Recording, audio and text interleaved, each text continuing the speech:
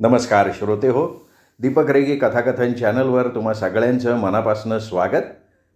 श्रोते हो, आज तुम्ही ऐकणार आहात गौरी गाडेकर यांच्या आउटसाइडर सहज वगैरे या कथासंग्रहातली कथा भीती.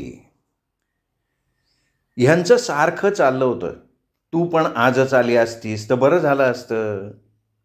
मीही पुन्हा पुन्हा सांगत होते, जाऊ दे ना, एका रात्रीचा असतं प्रश्न आहे, उद्याचा पेपर झाला की निघतेच. तरी मी यांना म्हटलं होतं की अगदी परीक्षा संपण्याच्या दिवशीची तिकीटं काढू नका, कधी काय अडचण येईल सांगता येत नाही. आणि नेमकी माझी बत्तीशी, वास्तुदेवता आणि भिंतीवरची पाल सगळ्यांनी तथास्तू केलं.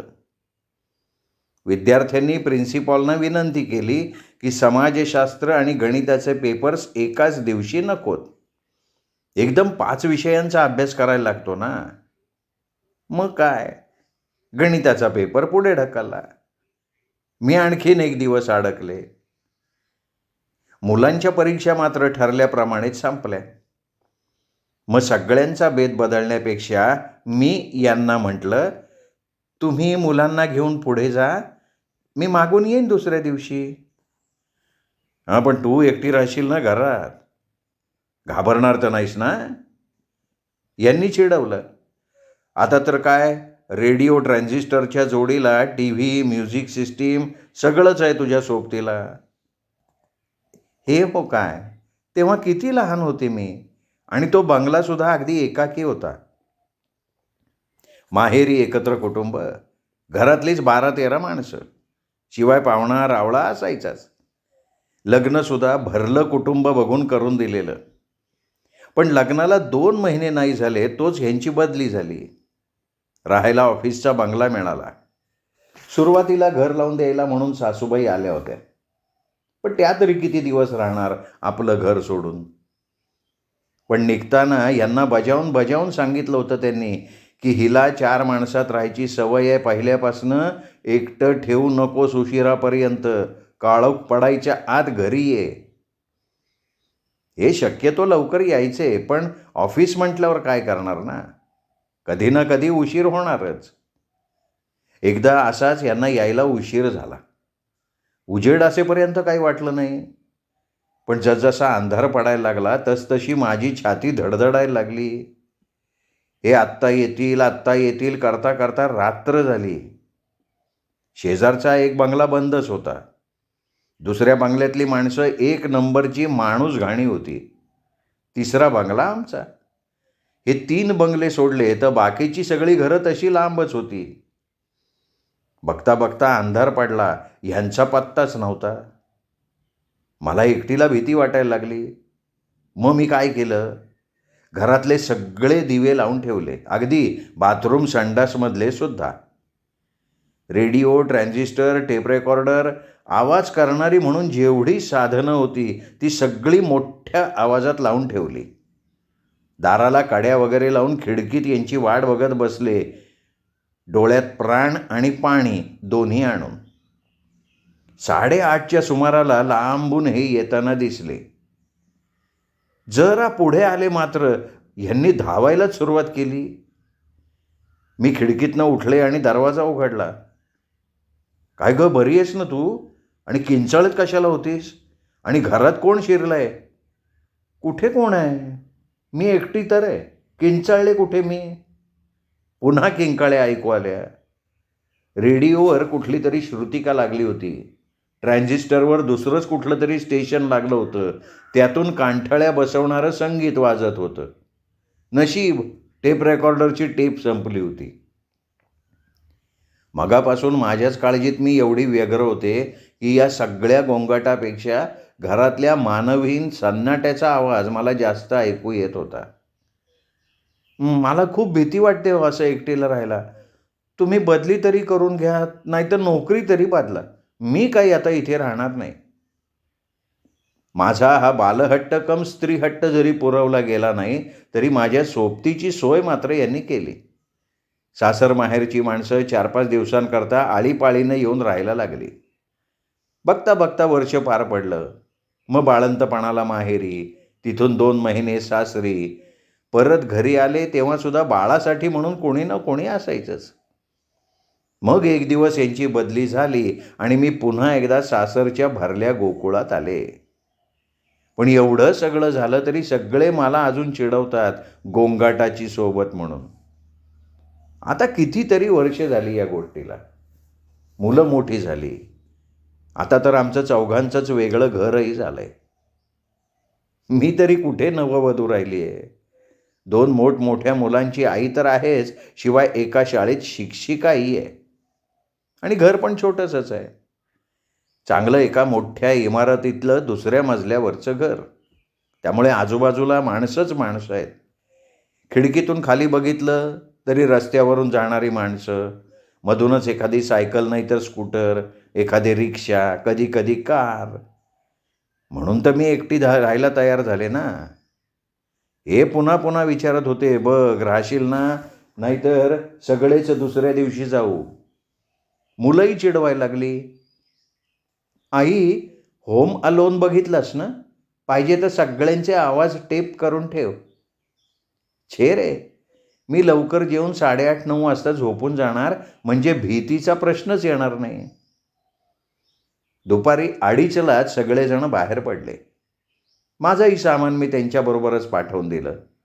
उद्या फक्त बॅग खांद्याला लटकवली की झालं. हे उतरल्यावर घर जरा आवरलं आणि पेपर्सचा गठ्ठा घेऊन बसले. निवांतपणा, कोणाची कटकट नाही. त्यामुळे निम्म्या वेळातच पेपर्स तपासून झाले. हे एक बरं झालं, म्हणजे सुटीचा आनंद मोकळेपणे लुटता येईल. मग उठले, आल्याची पेस्ट घालून गरम गरम चहा प्यायले. चहाबरोबर पुस्तक पण अर्धा अधिक वाचून झालं. आता काय करावं बरं? बऱ्याच दिवसांपासून साड्यांचं कपाट लावायचं होतं, ते लावायला घेतलं. नेहमी 3-4 तास लागायचे. आज 1.5 तासातच जाहिरातीतलं कपाट वाटायला लागलं. या निवांतपणामुळे माझ्यातल्या कामाचा उरक चक्क दुपटी-तिपटीने वाढला होता. तेवढ्यात फोन वाजला. यांचाच होता. सुखरूप पोचले होते. तुझी खूप आठवण झाली बरं का प्रवासात, असं म्हणून मला चढवता चढवता, काय गं, म्युझिक सिस्टीमचा गळा बसलाय का काय, असं म्हणून कोपर खळीसुद्धा मारली. सकाळचं जेवण शिल्लक होतंच. थोडा ताजा भात टाकला. कुकरची एक शिट्टी झाली आणि तेवढ्यात लख्खकन वीज पेटली. प्रतिक्षिप्त क्रियेनं माझे हात कानावर झाकले गेले. त्या हातांच्या पडद्यांना भेदून तो प्रचंड गडगडाट माझ्या कानांचे पडदे फाडून गेला. माझ्या अंगातला रक्तप्रवाह गोठून गेला. मी डोळे गच्च मिटले. कानावरचे हात आणखीन जोरात दाबले. तेवढ्यात दुसराच एक आवाज आला, माझ्या अगदी जवळून. हा गडगडाट नव्हता. मी डोळे किलकिले केले, कानावरचे हात जरा सैल केले. अहो, ती कुकरची शिट्टी होती. आणि त्याच्यात मिसळून त्याला वेगळंच परिणाम देणारा आवाज माझ्या हृदयाच्या धडधडीचा होता. मी गॅस बंद केला. पुन्हा वीज चमकली. आकाशाला भेदून गेली. पाठोपाठ आसमंताचा थरकाप उडवणारा कडकडाट. कुठेतरी वीज पडली का काय? ही मंडळी तिथे पोचली हे एक बरं झालं. कुठे घाटाबिटात असताना असा कडकडाट गडगडाट झाला असता तर. पुन्हा वीज चमकली. मी घाबरले. वीज चमकली की घाबरायचं, हे बाळकडूच मिळालंय मला. माझी आई पण विजांना खूप घाबरते. ती लहान असतानाची गोष्ट. त्यांच्या शेजारच्या गावातले एक शिक्षक कसला तरी प्रयोग करत होते. आकाशात विजा चमकत होत्या. एक वीज पडली ती त्या शिक्षकांच्या अंगावर. जळून कोळसा झाले म्हणे ते. ती गोष्ट ऐकल्यापासून आई विजेला घाबरते. एरवी शूरवीर असणारी, अगदी झुरळाला उंदराला न घाबरणारी आई विजेला मात्र घाबरते. विजा चमकायला लागल्या की माझ्या काकी आईला मधल्या खोलीत बसायला सांगतात. ही मधली खोली म्हणजे जुन्या घरातलं माजघर असतं ना, तशी आहे. तिच्या 4ही बाजूंनी खोल्या आहेत. त्यामुळे दारं लावली की मधली खोली बऱ्यापैकी बंद होते. म्हणजे विजांचा लखलखाट झाला तरी आत तेवढा प्रकाश येत नाही आणि गडगडाटाचा आवाज पण अगदी सौम्य होऊन जातो. तर अशी ही कडकडाट गडगडाटाची वारसा हक्कानं मला मिळालेली भीती, ही शक्यता मला आठवलीच नव्हती. नाहीतर ह्या मंडळींना पुढे जाऊच दिलं नसतं मी. त्या विजांना घाबरून का काय झाडं सुद्धा जोरजोरात हलायला लागली आणि एकदम मुसळधार पावसालाच सुरुवात झाली. माझी पाचावर वगैरे धारण बसत असताना मला एकदम आठवण झाली गोंगाटाच्या सोबतीची. मी खिडक्या बंद केल्या, पडदे ओढले आणि TV लावला. TV चालू झाला आणि दुसऱ्या क्षणी घरात काळोख पसरला. अरे बापरे, लाईट गेली म्हणायची. चाचपडत खिडकीपाशी गेले. पडदा जरासा सरकून बाहेर बघितलं तर काय, बाहेरही गुप्प काळोख. तसे आमच्याकडचे दिवे क्वचितच जातात, पण तरी आम्ही बॅटरी वगैरे गोष्टी हाताशी ठेवतो, म्हणजे अंधारात सुद्धा सापडतील अशा. मी चाचपडत युनिटपर्यंत पोचले. ड्रॉवर उघडला. बॅटरीची जागा रिकामी. अरे हो, खरंच की. प्रवासात लागली तर म्हणून बॅटरी आणि मेणबत्तीचा बॉक्स सामानात टाकला होतं. तसे आता घरात कुठे कुठे मेणबत्तीचे छोटे छोटे तुकडे, वाढदिवसाच्या मेणबत्त्या असतील म्हणा, पण या काळोखात त्या शोधणार कुठे? त्यात पुन्हा घरात मी एकटी. बॅटरी मेणबत्त्या शोधण्याच्या गडबडीत मी एकटी असल्याचं विसरले होते. मी चाचपडत धडपडत दरवाजापर्यंत गेले. लॅच नुसतंच लावलेलं होतं. त्याची खिट्टी आडवी करून लॉक करून टाकलं. वरचा बोल्ट सरकवून आडवा केला, गच्च लावून टाकला. मिट्ट काळोख, खिडक्या बंद, पडदे लावल्यामुळे बाहेरचा कणभर सुद्धा उजेड आत येऊ शकत नव्हता. पंखे बंद झाल्यामुळे आतली हवा गच्च झाली होती. माझ्या माहेरी कोठार खोलीत एक भांड्यांचा पेटारा होता, जाड लाकडाचा. त्याचं झाकण सुद्धा प्रचंड होतं. आम्ही लहान मुलांनी मस्ती केली की आमचे काका ओरडायचे, गडबड केली तर पेटाऱ्यात कोंडून ठेवीन. मग सगळी तोंड गपकन बंद व्हायची. आत्ता या क्षणी तसंच वाटत होतं, पेटाऱ्यात कोंडून ठेवल्यासारखं. काळा मिट्ट काळोख आणि श्वास कोंडणारी घुसमट. कुणीतरी नाक आणि तोंड दाबून धरल्यासारखं वाटायला लागलं. ठक ठक, कोणीतरी कडी वाजवत होतं. बापरे, कोण असेल बाहेर? कडी जोरजोरात वाजायला लागली. पीप होलमधनं काहीच दिसणार नाही एवढ्या काळोखात. कडी वाजतच होती. आता कडी वाजायची थांबली. अर्ध मिनिट गेलं असेल नसेल, दारावर थापा पडायला सुरुवात झाली. नक्कीच कोणाला तरी कळलं असणार मी घरात एकटीच आहे ते. माझा घसाच कोरडा पडला. पायातलं त्राण गेलं. भिंतीचा आधार होता म्हणून पडले नाही इतकंच. थापा वाढतच होत्या. अरे मुन्ना, दरवाजा खोलो, मैं पापा हूं.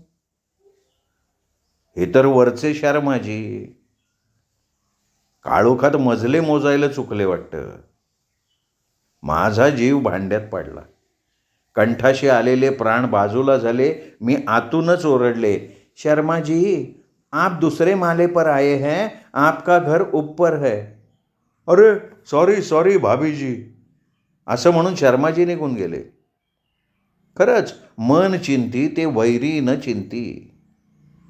माझ्या मनानं बाहेरच्या त्या थापा मारणाऱ्याला अगदी भुरट्या चोरापासून ते दरोडेखोर खुनी वगैरेपर्यंतच्या रूपात बघितलं होतं आणि बाहेर होते बिचारे सच्छील शर्माजी, अगदी बायकोला सुद्धा नावानं हाक न मारणारे.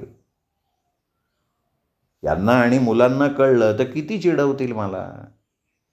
आणि शाळेतल्या मुलांना कळलं तर बाप रे, 100च्या वर फिशपॉंड मिळतील मला. शाळेवरून आठवण झाली सरमळकर बाईंची. लग्नाचं वय गेलंय. आई वडील असेपर्यंत व्यवस्थित चाललं होतं. नंतर मात्र भाऊजाईंनी रंग दाखवायला सुरुवात केली. शेवटी कंटाळून वेगळं घर घेतलं बाईंनी. आता अगदी एकट्याच राहतात कायमच्या. आणि मला मात्र एक रात्र एकटीने काढताना प्राण कंठाशी आलेत. आणि चित्राची आई, मुलगा अमेरिकेला गेला, चित्राच्या नवऱ्याची बदली दिल्लीला झाली. मग चित्राचे आई बाबा दोघंच राहत होते. काका अचानक गेल्यानंतर त्या दिवशी त्यांच्याकडे गेले तेव्हा सांगत होत्या, दोन्ही मुलं बोलवतात, पण मीच म्हटलं शक्य होतंय तोपर्यंत माझ्या घरी राहते. पुढे थकले की आहातच तुम्ही, मग येईन हो तुमच्याकडे. त्या कशा राहतात एकट्याच. मुलं मुंबईत असेपर्यंत घर अगदी गजबजलेलं असायचं. नंतर सुद्धा काकांची जाग असायचीच. आता मात्र पावसा वादळात आजारात अगदी एकटे असतात. मी सांगून ठेवलंय त्यांना, काकू मी येईनच अधूनमधून, पण कधीही लागलं सवरलं तर मला फोन करा, अजिबात संकोच करू नका. चित्राची मैत्रीण नाही, अगदी चित्रात समजा मला. सरमळकरबाई, चित्राची आई, आणखीन कितीतरी माणसं यावेळी एकटी असतील आपापल्या घरात. आणि मुलाखतीत वाचतो ऐकतो त्या मुली करिअरसाठी म्हणून आपापली घरं सोडून मुंबईला आलेल्या. हॉस्टेल, पेईंग गेस्ट करत करत जरा कुठे सेटल झाल्या की स्वतःचं घर करून राहणाऱ्या. एकदम माझ्या लक्षात आलं की एकटेपणाला आपण उगाचच घाबरतो. त्यात भिण्यासारखं काय आहे. आणि हा पेटारा तर मीच स्वतःभोवती उभा करून घेतलाय. मी चाचपडतीये तरी कशाला. माझं स्वतःचं घर आहे. प्रत्येक वस्तूची जागा, तिचा आकार मला पूर्ण ठाऊक आहे. हल्ली तर कित्येक दृष्टीहीन माणसं बाहेरच्या जगात किती आत्मविश्वासानं वावरत असतात. मी दमदार पावलं टाकत खिडकीकडे गेले, पडदा बाजूला केला, खिडकी उघडली. थंड वाऱ्याचा झोत मला नवचैतन्य देऊन गेला. धुवाधार पाऊस कोसळत होता. झाडं गदा गदा हालत होती. तेवढ्यात लख्खकन वीज चमकली. पुरा आसमंत उजळवून टाकणारा प्रकाश. निमिषार्ध दर्शन देऊन पुन्हा काळोखाच्या पडद्याआड गेलेल्या त्या अप्रतिम सौंदर्यानं मी दिग्मूढ झाले. तेव्हाच निघालेला पण उशिरा पोचलेला तिचा पडघम. आता वेगळ्याच ठिकाणी वीज चमकली. उभ्या आकाशाला दुभंगणारी तेजस्विनी. पुन्हा ढगांचा डंका. माझ्या मनाने खेळ चालू केला. आता कुठच्या बाजूला वीज चमकणार त्याचा अंदाज करायचा. पण प्रत्येक वेळी कसलेल्या टेनिस खेळाडूप्रमाणे वेगळ्याच ठिकाणी चमकून ती मला चमकवायची. मी मंत्रमुग्ध होऊन त्या खेळात सहभागी झाले होते. तो खेळ संपला तेव्हा अलौकिक आनंदानं मन पूर्ण भरून गेलं होतं. आत्तापर्यंत मी केवढ्या मोठ्या स्वर्गीय सुखाला मुकले होते. निसर्ग माझ्यापुढे अगणित चमत्कार करत होता आणि मी मात्र करंट्याप्रमाणे डोळे कान मिटून बसले होते. आयुष्यातली किती वर्ष फुकट घालवली मी. थोड्याच वेळात दिवे आले. घर प्रकाशात उजळून निघालं. माझ्या मनात एक कल्पना आली. तवा तापलाय तोपर्यंतच पोळी भाजून घेऊया. आजच, आत्ताच भीतीवर पूर्ण विजय मिळवायचा. मी मेणबत्त्यांचे तुकडे गोळा केले. स्टँड घेतला. मेणबत्ती पेटवली. घरातले सगळे दिवे बंद केले. पडदे लावून बाहेरच्या दिव्यांच्या उजेडाला बाहेरच थोपवलं. आता घरात मी, काळोख आणि त्या काळोखात मला सोबत करणारी इवलीशी मेणबत्ती. पण आता मी धीट झाले होते. इतर खोल्यातला काळोख, भिंतीवर हलणाऱ्या सावल्या, कशाची मला भीती वाटत नव्हती. TV, रेडिओ यांच्या उसण्या सोबतीची पण गरजच नव्हती. मेणबत्तीच्या उजेडातच मी जेवले, आवरलं, बिछाना घातला. बिछाण्यात पाठ टेकली पण झोपच येईना. मन आनंदाने, आत्मविश्वासाने एवढं भरून गेलं होतं. ह्यांना आणि मुलांना कधी एकदा भेटते आणि सांगते असं झालं होतं. मग उठले आणि माझ्या पराक्रमाची गाथा लिहून काढली.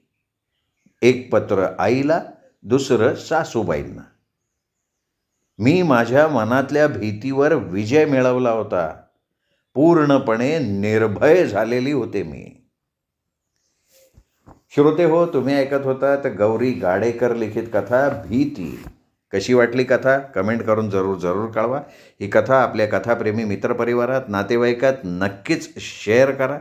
कथेचा व्हिडिओ लाईक करा, हाईप करा आणि भेटत राहा दीपक रेगे कथाकथन चॅनलवर अशाच उत्तमोत्तम लेखकांच्या उत्तमोत्तम कथा कादंबरी ऐकत राहण्यासाठी. नमस्कार.